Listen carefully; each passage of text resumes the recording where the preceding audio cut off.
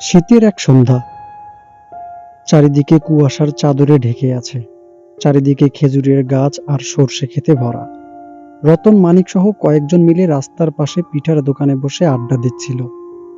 আহা হা হা, এবারে শীতটা যেন খুব জেঁকে বসেছে। হাত পা যেন একদম জমে যাচ্ছে। ও ভবেশ দা, আমাদের জন্য কয়েকটা গরম গরম পিঠা বানাই দাও তো। এই শীতে গরম গরম পিঠা খাওয়ার মজাই আলাদা। বসো বসো, এক্ষুনি বানিয়ে দিচ্ছি। কি পিঠা খাবা? তেলের পিঠা, ভাপা পিঠা নাকি চিতই পিঠা? দাও দেখি বানিয়ে তেলের পিঠা আর চিতই পিঠা। গরম গরম পিঠা আর সন্ধ্যার আড্ডা বেশ জমে উঠবে। ভবেশ পিঠা বানাতে লাগলো। আজ পিঠার দোকানে বেশ ভিড়ও রয়েছে। হঠাৎ পিঠার দোকানে চাদর মুড়ি দিয়ে একটা লোক প্রবেশ করলো। কে ওটা এভাবে চাদর মুড়ি দিয়ে আসলো? আরে এ তো দেখি আমাদের পরাণ। কিরে, আসতে এত দেরি করলি কেন? আর বলিস না, আমার বাড়ির পাশে একটা ছোট ছেলে হঠাৎ করে অজানা জ্বরে মারা গেল। বিকেলেই কবর দিয়ে আসলাম। সত্যি খারাপ খবর রে। এত অল্প বয়সে ছেলেটা দুনিয়া থেকে চলে গেল। এসব নিয়ে চিন্তা করো না বাপু, এমনিতেই তোমার শরীর খারাপ। তোমার কিছু হয়ে গেলে পরিবারের খেয়াল রাখবে কে? হ্যাঁ গো, এই জগৎ সংসারে ওরা ছাড়া আমার কেউ নেই। ওদের নিয়েই আমার সব। আমার জীবনেও একটা অভিজ্ঞতা আছে। তোমার জীবনেও এমন অভিজ্ঞতা আছে? ও ভবেশ দা, বলো দেখি একটু শুনি। ভবেশ অনেকক্ষণ এক দৃষ্টিতে তাকিয়ে রইল। তারপর স্মৃতির পাতা থেকে স্মরণ করে সব বলা শুরু করলো। তখন আমি নারায়ণগঞ্জের একটা এনজিও অফিসে কাজ করতাম। বয়স তখন সবে মাত্র 22। টকবগে তরুণ আমি। নারায়ণগঞ্জ ছিল ঢাকা বিভাগের একটি উপজেলা। গ্রাম্য এলাকা বলাই চলে। হঠাৎ একদিন হাতের কাছে একটি চিঠি পেলাম। চিঠিটা খুলে দেখি মেজ কাকা চিঠি পাঠিয়েছে। বাবা ভবেশ, শুনলাম তুমি নাকি ঢাকায় নতুন চাকরি পেয়েছো। আমরা তো মোবাইলে থাকি, নারায়ণগঞ্জ থেকে বেশি দূরে না।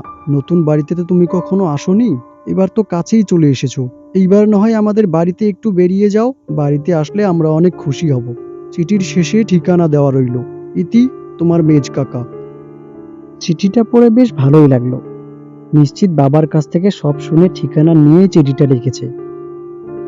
চিঠির ঠিকানাটা একটা কাগজে লিখে নিয়ে অফিসের একজনকে দেখালাম। উনি জানালো এটা নাকি নারায়ণগঞ্জ থেকে 3 ঘন্টার পথ। বাস ট্রেন দুটোতেই যাওয়া যাবে। ভবেশ ঠিক করলো আগামী ছুটিতে মেজ কাকার বাড়িতে যাবে। তার জীবনে পড়ালেখার পিছনে মেজ কাকার অনেক বড় অবদান রয়েছে। সেই ভেবেই মেজ কাকাকে চিঠি লিখলো। আগামী সপ্তাহের ছুটিতে সে সেখানে বেড়াতে যাবে। দেখতে দেখতে এক সপ্তাহ শেষ হয়ে গেল। ছুটির দিনও চলে আসলো। শুক্রবার সকালে রেডি হয়ে বেরিয়ে পড়লো মেজ কাকার বাড়ির উদ্দেশ্যে। শীতের সকালে ফুরফুরে মেজাজে ট্রেনের জন্য স্টেশনে বসে অপেক্ষা করছে ভবেশ। স্টেশনে ভরপুর মানুষ। সবাই অপেক্ষা করছে যার যার গন্তব্যে যাওয়ার জন্য। অনেকক্ষণ অপেক্ষা করার পরেও কোনো ট্রেন না আসায় ভবেশ স্টেশন মাস্টারের কাছে গিয়ে জিজ্ঞেস করলো, আচ্ছা ভাই, ট্রেন কি লেট আছে? কয়টায় আসবে? সে কি, ট্রেন তো চলে গেছে। ট্রেন চলে গেছে? বলেন কি? এরপরে ট্রেন সন্ধ্যা 6টার সময় রয়েছে। আপনি ততক্ষণ পর্যন্ত অপেক্ষা করুন। সন্ধ্যা 6টার সময়? এত সময় বসে আছি আর ট্রেন চলে গেছে? দিনের শুরুতেই এমন হলো? আচ্ছা ঠিক আছে। ভবেশ ভাবতে লাগলো এত কাছ অবধি এসে কাকার বাড়ি না গেলে কেমন একটা হয়ে যায়। সে সিদ্ধান্ত নিল সন্ধ্যার ট্রেনেই সে কাকার বাড়ি যাবে। ততক্ষণ সে স্টেশনেই বসে থাকবে। এরপর সে পায়চারি করে হেঁটে সময় কাটাতে লাগলো। কিন্তু সময় আর কাটে না তার। ব্রেঞ্চে বসে থাকতে থাকতে কখন যে চোখের পাতা লেগে গেছে সে টেরও পায়নি। স্টেশন অলরেডি ফাঁকা হয়ে গেছে। ভবেশ ঘুমিয়ে পড়াতে কখন যে সন্ধ্যা হয়ে গেছে সেটা টেরও পায়নি। হঠাৎ এক অচেনা কণ্ঠের আওয়াজে আচমকা ঘুম ভেঙে যায় তার। এই যে ছেলে, আর কত ঘুমাবে তুমি? কে কে কে কে আপনি?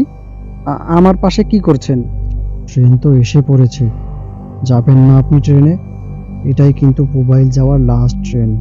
এটা মিস করলে আজকে আর যেতে পারবেন না। ওই যে দেখেন ট্রেন ঢুকে পড়েছে। আরে তাই তো, ঠিক বলেছেন, ট্রেন তো ঢুকে পড়েছে। এ তো পুবাইল যাওয়ার লাস্ট ট্রেন। ধন্যবাদ আপনাকে। ভবেশ পিছনে ফিরে তাকিয়ে দেখে লোকটি আর নেই। আরে, লোকটি কোথায় গেল? এখনই তো এখানে কথা বলছিল। আজব কাণ্ড তো। সময় আর নষ্ট না করে ট্রেনে উঠে পড়ল ভবেশ। তার ট্রেনের কামরাতে উঠে দেখে একটা সিটেও কোনো মানুষজন নেই। শুনশান নীরবতা কামরাতে। ট্রেন হুইসেল বাজিয়ে চলা শুরু করলো। শীতের রাতে কনকনে ঠান্ডা বাতাস ঢুকছে জানালা দিয়ে। ভবেশ উঠে গিয়ে কাঁচ নামিয়ে বসে পড়ল তার সিটে। জানালা বন্ধ করতেই হঠাৎ ট্রেনের লাইট সব অফ হয়ে যায়। সিটে বসতেই চারিদিক থেকে অদৃশ্য মানুষের কণ্ঠ ভেসে আসতে লাগলো। এ কি? এত আওয়াজ কোথা থেকে আসছে? একটু আগেও তো কোনো শব্দ ছিল না, কেউ তো ছিল না কামরাতে। হঠাৎ আবার ট্রেনের কামরায় আলো জ্বলে উঠল। চারিদিকের পরিবেশ দেখে ভবেশের গা ছমছম করে উঠল। কিছু ভয়ঙ্কর চেহারার মাঝে চোখগুলো জ্বলজ্বল করছে। চোখগুলো যেন তারই দিকে তাকিয়ে রয়েছে। কারো চোখে চোখ নেই, কারো মাথাটা পেছন দিকে মোড়ানো, কারো কাটা গলা থেকে ঝরঝর করে রক্ত বইছে। কি বীভৎস সবার চেহারা!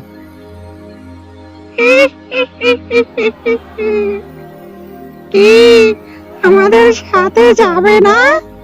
আমরাও যাব তোমার সাথে। আমরা তোমার বন্ধু হতে চাই। আপনারা কারা? কি কি চান আমার কাছে? আমার কাছে এই কাপড়ের ব্যাগ আর মানি ব্যাগ ছাড়া আর কিছু নেই। বিভৎস চেহারার মানুষগুলো হেলে দুলে ভবেশের নিকট এগিয়ে আসতে লাগলো। তারা উচ্চ স্বরে বলতে লাগলো, আমাদের কিছু লাগবে না। আমরা চোরও নই, ডাকাতও নই, কারো কাছ থেকে কিছু নেই না। নেই শুধু মানুষের প্রাণ। না না, আমার কাছে এসো না, আমাকে মেরো না, আমি বাঁচতে চাই, আমাকে আমাকে ছেড়ে দাও, কে কোথায় আছো, বাঁচাও। ভবেশ চোখ বন্ধ করে এসব বলতে লাগলো। হঠাৎ সেই অচেনা লোকের কণ্ঠ শোনা গেল। আপনি ভয় পাবেন না, আরে আপনার তো কিছু হয়নি, আপনি তো ভালোই আছেন।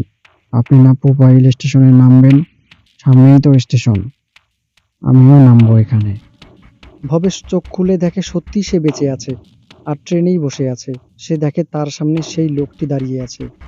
আগের মতো ট্রেনের কামরায় আলো জ্বলে উঠল। লোকটির গায়ে এখনো চাদর মোড়ানো রয়েছে। ট্রেন এখনো ফাঁকা। কখন যে লোকটা ট্রেনে উঠে পড়েছে সেটাও সে খেয়াল করেনি। তা আমি পুবাইল যাব আপনি জানলেন কিভাবে? আপনি যখন স্টেশন মাস্টারকে বলেছিলেন পুবাইল ট্রেন কখন আসবে, তখনই শুনেছিলাম। চলুন নেমে পড়ি। ভবেশ লোকটির সাথে ট্রেন থেকে নেমে পড়ল। ট্রেন থেকে নেমে দেখে চারিদিকে কোনো জনমানব নেই। শুনশান নীরবতা।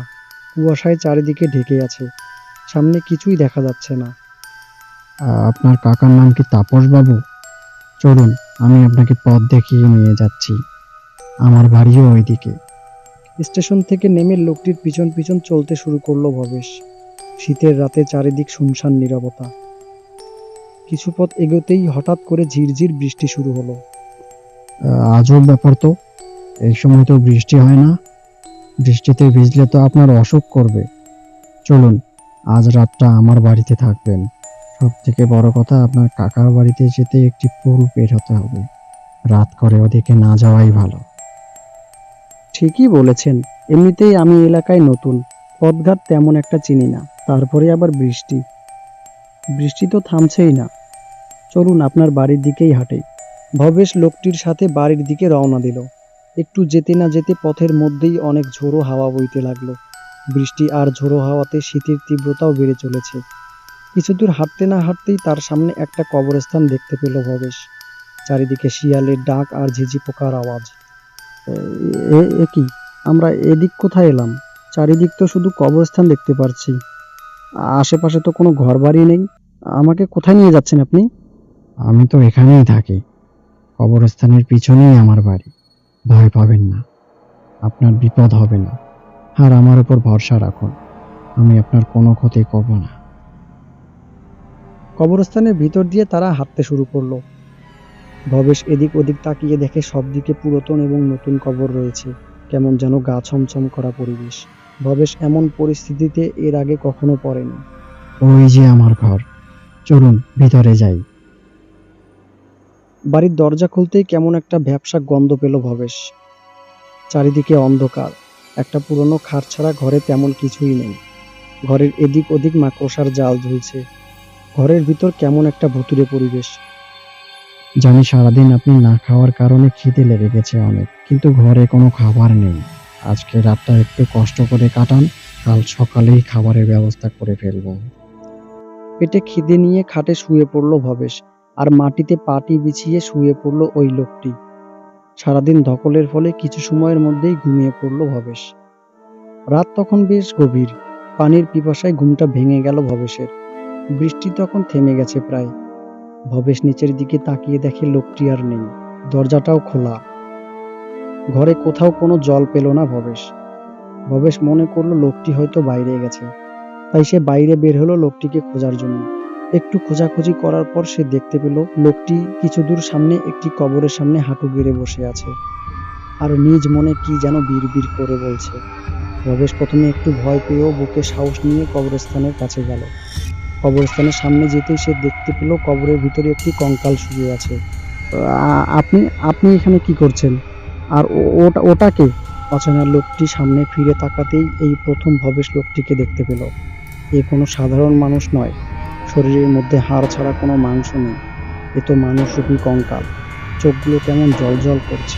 বাবা, আমাকে ভয় পেও না। আজকে তোমাকে স্টেশনে দেখে আমার মারা যাওয়া ছেলের মতো লাগছিল, তাই তোমাকে সাথে করে নিয়ে এসেছি। আমি আগে থেকেই আজ করতে পেরেছিলাম আবহাওয়া খারাপ, তোমাকে একা ছেড়ে আসবো না, তাই তো সাথে করে নিয়ে আসলাম। তুমি আমার ছেলের বয়সী, তোমাকে বিপদে রেখে কিভাবে চলে আসি? চারিদিক থেকে ভয়ঙ্কর সব চেহারার কঙ্কাল কবর থেকে বেরিয়ে আসতে লাগলো। ওরা যেন নিজেদের ভাষাতেই কি যেন বলাবলি করছে। আস্তে আস্তে সবাই ভবেশের দিকে এগিয়ে আসছে। খবরদার, আমার দিকে এগোবেন না, দূরে থাকুন, আমাকে স্পর্শ করার চেষ্টা করবেন না। ভবেশ দাঁড়িয়ে দাঁড়িয়ে ফ্যালফ্যাল করে দেখতে লাগলো আচমকা এসব কি হচ্ছে তার সাথে। আপনি ভয় পাবেন না, আপনার কেউ কোনো ক্ষতি করতে পারবে না। আপনার গায়ে একটা আঁচড়ও কেউ দিতে পারবে না, ওরা আপনার কিছু করতে পারবে না, আমার উপর ভরসা রাখুন। কিন্তু ভবেশ ভয় পেয়ে সেখানে দাঁড়িয়ে না থেকে সামনের দিকে দৌড়াতে থাকে। কিছু দূর যেতে না যেতেই সে পিছন ফিরে দেখে বিকট মূর্তিগুলো তার দিকে ধেয়ে আসছে। দৌড়াতে দৌড়াতে অনেকক্ষণ পর ভবেশ আর নিজেকে ধরে রাখতে পারলো না, মাথা ঘুরে জ্ঞান হারিয়ে পড়লো মাটিতে। জ্ঞান ফেরার পর চোখ খুলে তাকিয়ে দেখে সকাল হয়ে গেছে, আর তাকে ঘিরে দাঁড়িয়ে রয়েছে অনেকগুলো মানুষ। কাউকেই সে চিনতে পারছে না। এ কি করে সম্ভব? এ তো পুরো আজব ঘটনা। রাত থেকে সকাল হলো কিভাবে? আর এই মানুষগুলো কোথা থেকে আসলো? বাবা, কে তুমি? এখানে কি করে এলে?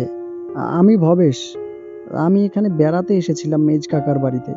কালকে রাতে কালকে রাতে কি হয়েছিল?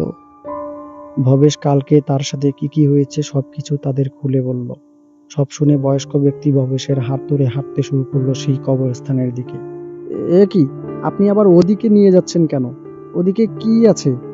আমি তো ওখান থেকে হেঁটে এসেছি কাল। বয়স্ক লোকটি আর কোনো কথা না বলে ভবেশকে সেই ঘরে নিয়ে গেল, যেই ঘরে সে রাত কাটিয়েছিল। তারপর দেয়ালের দিকে আঙ্গুল তুলে দেখালো। আশ্চর্য তো, এ তো আমার ছবি। এখানে কি করে এলো? আর সাথে ওটা কে? আমার পাশেই বা কিভাবে এলো? আমি তো আগে তাকে কখনো দেখিনি। তুমি বিশ্বাস করো আর নাই করো, ওটা তোমার আগের জন্মের ছবি। আর পাশে যাকে দেখতে পাচ্ছ, সে তোমার মেজ কাকা তাপস বাবু। আর সামনে যাকে দেখছো, উনি গত রাতে তোমাকে স্টেশন থেকে এই বাড়িতে নিয়ে এসেছিল। চাদর মুড়ি দিয়ে ঘুরে বেড়ায় সে। গত 25 বছর থেকে এই বাড়িতেই বসবাস করছে। তার কাজ কবর দেওয়া ছিল। কেউ মারা যাওয়ার কথা শুনলে সে সাথে সাথে কবর খোঁড়ার কাজে নেমে পড়তো। তার একটাই ছেলে ছিল, তার নাম ছিল কাজল। আজিমপুরে ট্রেন অ্যাক্সিডেন্টে সে মারা যায়। হাত পা কেটে টুকরো টুকরো হয়ে গিয়েছিল। চেহারা দেখে চেনারই উপায় ছিল না। সোনার টুকরো ছেলেকে নিজ হাতে এনে গোসল করিয়ে কাফনের কাপড় মুড়িয়ে ওখানে কবর দেয়। তারপর কি হলো? একমাত্র ছেলে হারানোর শোকে কাতর রহিম। একটি মাত্র ছেলে ছিল তার। সেই ছেলে মারা যাওয়ার পর অনেক ভেঙে পড়ে রহিম।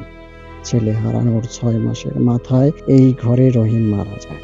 তবে রহিম মারা গিয়েও এই ঘরে থেকে যায়। রোজ রাতে সে স্টেশনে বসে থাকে ট্রেনের অপেক্ষায়, কখন তার ছেলে বাড়ি ফিরবে, তাকে স্টেশন থেকে নিয়ে আসবে সে। সে কারো ক্ষতি করে না, তোমাকে অবিকল ছেলের মতো দেখতে লাগায় তোমাকে বাড়িতে নিয়ে এসেছে। হয়তো তোমাকে দেখার পর তার আত্মা এখন মুক্তি পাবে। তবে তুমি যে তোমার কাকার বাড়িতে কালকে যাওনি ভালো করেছো, কারণ তোমার কাকার বাড়ি যেতে একটা পুল পড়ে। ওই পুলটা গত রাতের বৃষ্টিতে ভেঙে পড়েছে। অনেক আগে থেকেই অবশ্য নড়বড়ে ছিল। ভবেশ অবাক হয়ে বয়স্ক লোকের কথা শুনছিল। কথা বলার কোনো ভাষা ছিল না তার। আচ্ছা, ওনার ছেলের কবরটা কোথায়? আমি কবরটা দেখতে চাই। ওই যে ওখানে, ওইখানে শুয়ে আছে অবিকল তোমার মতো দেখতে রহিমের ছেলে। ভবেশ কবরটির কাছে গেল। বাবা ছেলের সম্পর্ক কতটা গভীর তার আর বুঝতে বাকি রইল না।